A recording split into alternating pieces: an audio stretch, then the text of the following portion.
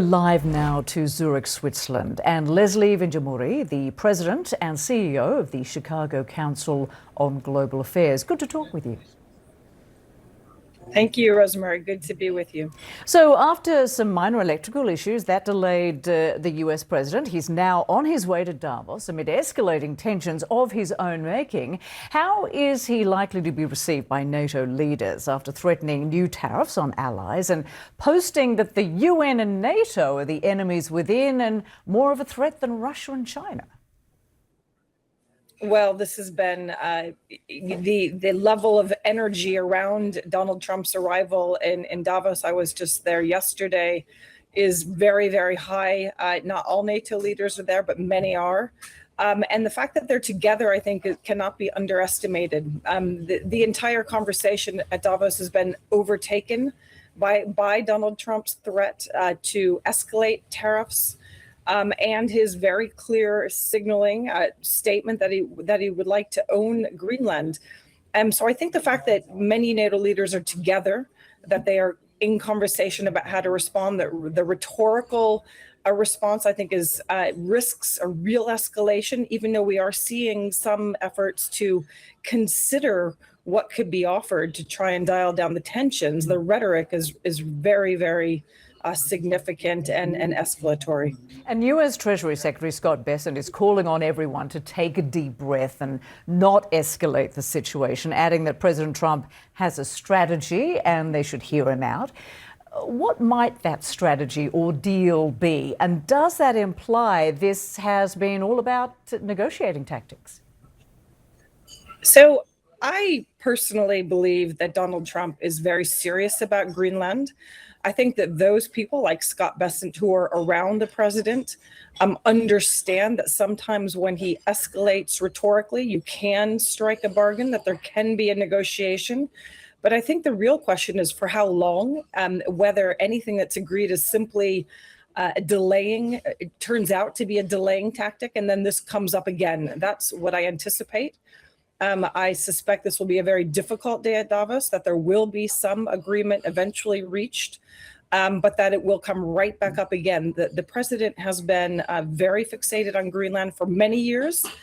He then made it a very significant note in his inaugural speech 1 year and 1 day ago today. And it has continued. It is the one thing that for some reason it's not rational. There's no material reason. We know that the United States doesn't need to own Greenland in order to field more bases, have more access. But for some reason, it's not rational. This is just the president's desire. So this is, in my view, this is about managing and delaying and kicking this issue down the road for as long as Europeans possibly can. And the question is, how does one do that?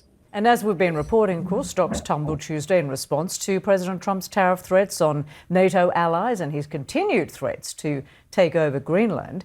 And this growing uncertainty has resulted in uniting some European nations against the US. Could the words and actions of President Trump end up destroying NATO as we know it and force allies to away from the United States to look to other partners? I think that NATO will persevere. It's useful to the United States. It's useful to Europeans. Remember that President Trump took many months to develop a list of those international organizations that the U.S. would withdraw from. 66 were announced. NATO was not on the list. The IMF, the World Bank, the WTO. The president likes to swing a bat at these organizations, but ultimately he's clearly realized the utility. But I think below that sort of in or out measure, the more significant question is how much will this alliance fray in the ways that are most meaningful? Will cooperation cease to really deliver results? Europeans are clearly individually seeking to build resilience domestically, to align with each other. That's been very difficult to do. It's been a slow process. There's been real movement in Europe, but unfortunately, during this president's term, the likelihood that Europeans will develop the capabilities that they need or the partnerships to be fully independent in a meaningful way from the United States is quite low. And so, therefore, this relationship has absolutely got to be managed. And remember, the United States, as we all know, is a very large, very diverse country with very, very powerful leaders across the whole of the country, in government, out of government. And those are the relationships that Europeans also, in my view, should be focusing on, because this relationship will continue long past Donald Trump.